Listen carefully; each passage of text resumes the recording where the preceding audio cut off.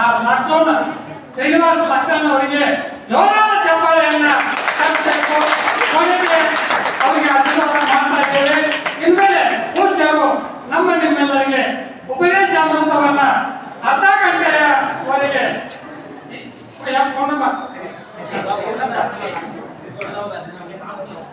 ಏನಿಲ್ಲ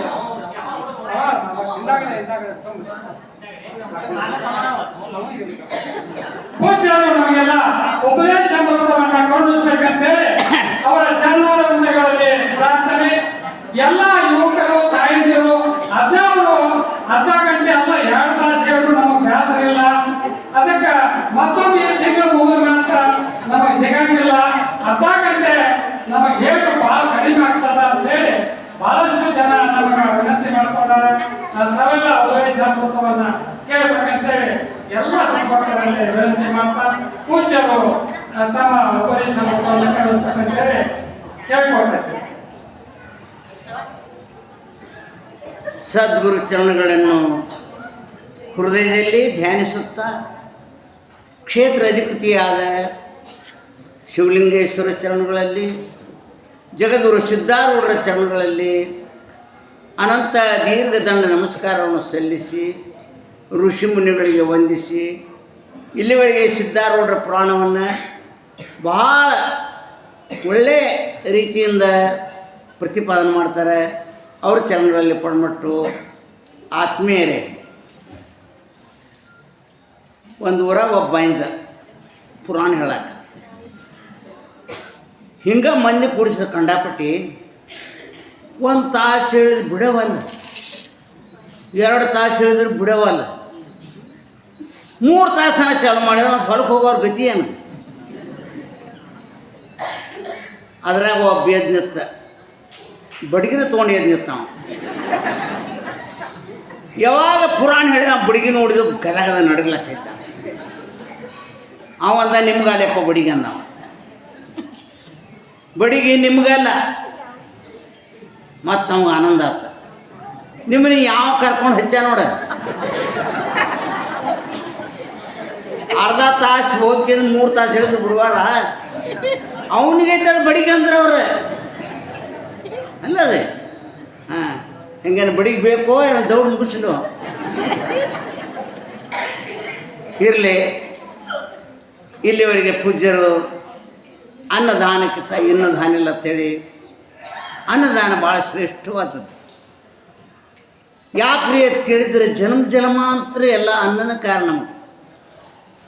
ಯಾರು ನೀವು ಕೈ ಬಿಟ್ಟು ಕೊಡ್ತೀರಿ, ದಾನ ಮಾಡ್ತೀರಿ, ಎಲ್ಲರೂ ಅವರಿಗೆ ಇಂದಿರದ ನಾಳೆ ಕಲ್ಯಾಣ ಆಗ್ತೈತಿ. ಕೊಟ್ಟದ್ದು ತನಗೆ, ಇಟ್ಟದ್ದು ಪರರಿಗೆ. ಕೊಟ್ಟದ್ದು ಕೆಟ್ಟಿತನ ಬೇಡ.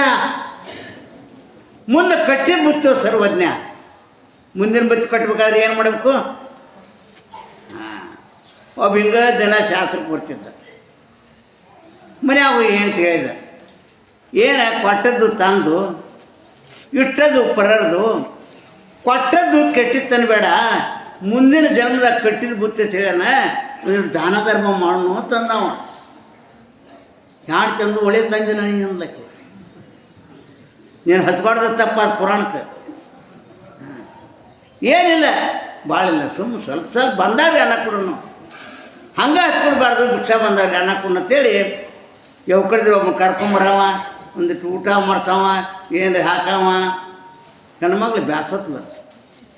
ಏನಪ್ಪ ಇದು ಜನ ತರ್ತಾನೆ ಮಾಡ್ತಾನೆ. ಆಕಿಲ್ಲ ಅಂತಂದ್ರೆ ಅವನು ಹುಣಸೆ ಕಳಿಸ್ಬಿಡವ, ಇದ್ರೆ ಒಂದು ರೊಟ್ಟಿ ಪಾಠ ಹಚ್ಬಿಡವ. ಆಕೆ ಒಂದಿನ ನೀರಿಗೆ ಹೋಗೋದು ಬತ್ತು. ಇನ್ನು ಹೆಂಗೆ ಮಾಡಲಿ, ಅನ್ನರೇ ಮಾಡಿರ್ತೀನಿ, ಇವರೇ ಬಂದವ್ರು ಕರ್ಕೊಂಡು ಉಣ್ತಾನೆ, ಇವನು ಕಂಬ ಕಟ್ಟಿ ಹೋಗ್ಬೇಕಂದ್ಲಾಕಿ ನನ್ನ ಮಗಳು. ಆ 2 ಕೈ ತೊಗೊಂಡು ಹಿಂದೆ ಕಂಬ ಕಟ್ಲ. ಅವ ಅಂದ ಕೈ ಕಟ್ಟಿದ ಕರೆ ಬಾಯಿಸಿ ಮುಡ್ತಾನಂದ. ಅವ ಆಕೆ ಅಂದು ಬಾಯಾಗ ಒಂದು ಅರಿಬಿತ್ತಿರ್ಕೋದ್ಲು. ನೀರಿಗೆ ಹೋಗುತ್ತಳೆಯಿಂದ ಬೋಗಾಣಿ ಅನ್ನ ಕುದ್ದು ಇಟ್ಟಿತ್ತ. ಇದರಾಗ ಭಿಕ್ಷೋಂದಯ ಅಂತ ಬಂದ್ಬಿಟ್ಟ. ಕೈರೇ ಮಾಡ್ಲಕ್ಕೆ ಕೈಗಿಲ್ಲ, ಬಾಯರೇ ಮಾಡ್ಲಕ್ಕೆ ಅರ್ವಿ ಹಾಕ್ಯಾಳ. ಅವ ಹಿಂಗೆ ಮಾಡ್ಲಕ್ಕಾಯ್ತು. ಸ್ವಾಮಿ ಗುರ್ತಾಗ್ತಿತ್ತು. ಸೊನ್ನೆ ಮೇಲೆ ತಿಳ್ಕೊಳ್ಳೋದು ಭಾಳ ಬಿರಿ ಐತಿ. ಮನ್ಯಾಗ 4 ಮಂದಿ ಕರ್ಕೊಂಬಂದಾನ ಗಂಡ, ಅವ ಚಾ ಮಾಡ್ತಾನ, ಸೊನ್ನೆ ಮಾಡ್ತಾನ. ಬರೀ ಹಿಂಗೆ ಮಾಡಿದ್ರೆ ನಿಮ್ಗೆ ಗೊತ್ತಾಗ್ತಿಲ್ಲ ಚಾ ಮಾಡೋದನತ್ತ. ಮನೆ ಹೋಗಿ ಚಾ ಮಾಡಿದ್ರೆ ಪಾಡ, ಚಾಪುಡಿ ಇಲ್ಲ ಹೊರಗೆ ಬಂದ್ರೆ ಗತಿ ಏನು.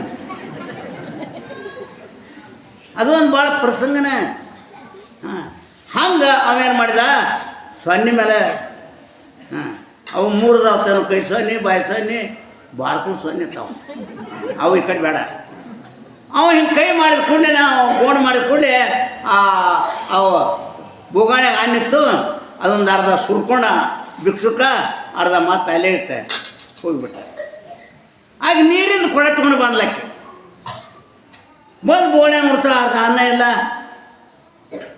ಈಗ ನೋಡ್ಲಿಕ್ಕೆ ಕೈನೂ ಕಟ್ಟಿನ ಬಾಯಿ ಕಟ್ಟಿನ ಏನು ಮಾಡ್ಬೇಕು. ಬಂದಕ್ಕೆ ಅರಿವಿ ತೆಗದ್ಲ, ಅನ್ನ ಏನು ಮಾಡಿದ ಅನ್ಲಕ್ಕೆ. ಅಲ್ಲ ನನಗೆ ಹೇಳಕ್ಕೆ ಬರ್ತೇನೆ, ಬಾಯಿ ಕಟ್ಟಿ ಕೈನೂ ಕಟ್ಟಿಲ್ಲ, ಮತ್ತು ಹೆಂಗೆ ಮಾಡಿದೆ ನನಗೆ ಗುರ್ತಿಲ್ಲ ಅಂದ. ಮತ್ತು ಬೋಣೆ ಅರ್ಧ ಆಗೈತಿ, ಯಾರಿಗೆ ನೀಡಿ ಕೈ ಹೇಳಿ ಅವಂದ. ನಾನು ಕೈನೂ ಕಟ್ಟಿ ಕಾಲು ಕಟ್ಟಿ ಯಾರು ಹೇಳಿದಂದು ಏನು ಹೇಳಿನ ತಂದ. ಮುಂದೆ ಇಬ್ರು ಹೊಲಕ್ಕೆ ಹೋಗಿದ್ರು, ಸಿಡ್ಲು ಬಡ್ದು ಕಾಲಕ್ಕೆ ಸತ್ತು ಬಿಟ್ರು ಅವ್ರು. ಮುಂದಿನ ಜನಕ್ಕೆ ಹೋಗ್ಬೇಕಲ್ಲ, ಮತ್ತೊಂದು ಜನಕ್ಕೆ ಹಾದಿ ಬುತ್ತಿ ಅದು ಕಟ್ತಾರಲ್ಲ. ಹಾದಿ ಬುತ್ತಿ ಅಂದ್ರೆ ಏನು ರೀ? ಹಾಗೆ ಅವ್ರು ಎಲ್ರಿ ಹೋಗೋದಾತಾರ ಬುತ್ತಿ ಕಟ್ಕೊಂಡು ಹೋಗ್ತಿದ್ರೆ, ನಾಳೆ ಸತ್ತು ಮಾಡಿದನ ಮತ್ತು ಇಲ್ಲಿ ಜೀವ ಬಿಟ್ಟಿರ್ತಾನೆ, ಅಮೇರಿಕ ದೇಹ ಇರ್ತೈತೆ ಅದು, ಅಳ್ತಾನೆ ಹೋಗ್ಬೇಕಲ್ಲ ಇವರು. ಮತ್ತು ಇಲ್ಲಿ ಅಲ್ಲಿ ದೇಹ ಬಿಟ್ಟಿದ್ರು, ಅಲ್ಲಿದ್ದು ಅವ್ರು ದೇಹಗಳು ಅವರು ಅಳ್ತಾನೆ ನಡ್ಕೊತ ಹೊಂಟ್ರು. ಹಾಕ್ಯಂದು ಹಾಲ್ಯಾಗ ಹಸೋಗಿ ಹೆಂಗೆ ಮಾಡೋ ಒಂದು ಕಾಂಡದ ಬಂದಾಗ ಏನು ದಾನ ಮಾಡಿಲ್ಲ, ಎಲ್ಲಿದ್ದು ಬಿಡ್ಬೇಕದ ತಂದ. ಅವ್ನು ನೆನಪಾತ, ಒಬ್ರಿಗೆ ಅರ್ಧ ಬೋಗಣೆ ಅನ್ನ ದಾನ ಮಾಡೀನಿ, ಭಗವಂತ ದಾನ ಮಾಡೀನಿ ಹಿಂದೆ ತಂದ. ಮುಂದೆ ನೋಡಿದ್ರೊಳಗೆ ಇಷ್ಟು ಅನ್ನ ನಿಂತ್ರಿ ಅವ್ರು ಇಬ್ರಿಗೆ. ಗಿಡದ ಬಡಿಯ ಕೂತರು ಇಬ್ಬರು ಕೂಡಿ. ಹಾಕ್ಯಂದು ಇದು ಎಲ್ಲಿಂದ ಬರ್ತಂದ, ನೀ ಏನು ಕೈ ಕಟ್ಟಿದ್ದು ನೋಡು.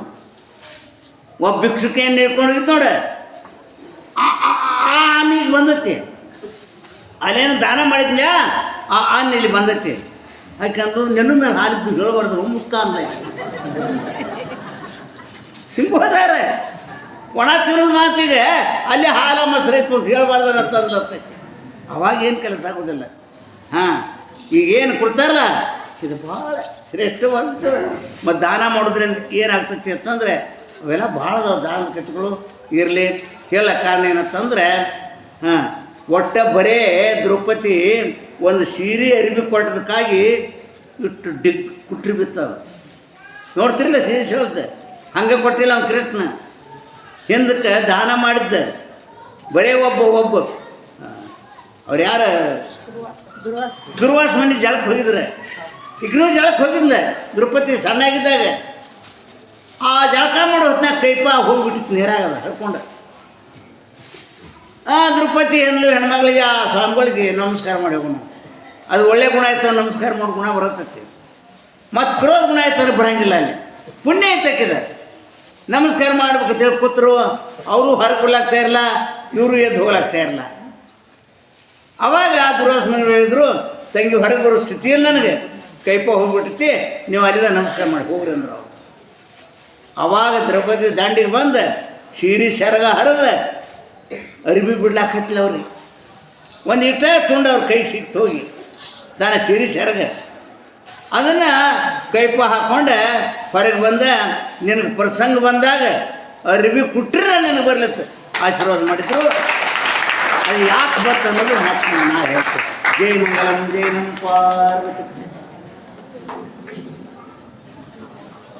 ಪೂಜ್ಯರು ಇಲ್ಲಿವರೆಗೆ ದಾನದ ಲಾಭ ಏನು, ಬಿಟ್ಟ ಏನಂತ ನಾಳೆ ಹೇಳ್ತಾರೋ, ಮಾಡಿತರ ಒಂದು ಫಲ ಏನಂಬುದು ಬಹಳ ಸವಿಸ್ತಾರವಾಗಿ ನಾವು ಪೂಜ್ಯರು ನಮಗೆಲ್ಲ ಆಶೀರ್ವಚನವನ್ನು ನೀಡೋರಿದ್ದಾರೆ. ಅದಕ್ಕೆ ಇವತ್ತಿನ ದಿವಸ ನಮ್ಮ ಎಲ್ಲ ಪೂಜ್ಯರಿಗೆ ಹಾಗೂ ಎಲ್ಲ ಸಂಪರ್ಕರಿಗೆ ಶ್ರೀನಿವಾಸ್ ಡಾಕ್ಟರ್ ಅವರು ಇವರ ಹಿರಿಯಾರ, ಅವ್ರ ತಂದೆ ಟ್ರಕ್ ಹೊಡ್ಕೊಂಡು ಹೋಗ್ಯಾನ, ಅವರು ಮಾರವ. ಇಂಥ ಒಂದು ಬಡತನ ಕುಟುಂಬದಲ್ಲಿ ಅವರ ಆಸ್ತಿನ ಒಂದು ಟ್ರಕ್ ಮೇಳಿಗೆ ಒಂದು ಅನ್ನದಾನವನ್ನು ಮಾಡಕತ್ತಲ್ಲ ಜನ್ಮ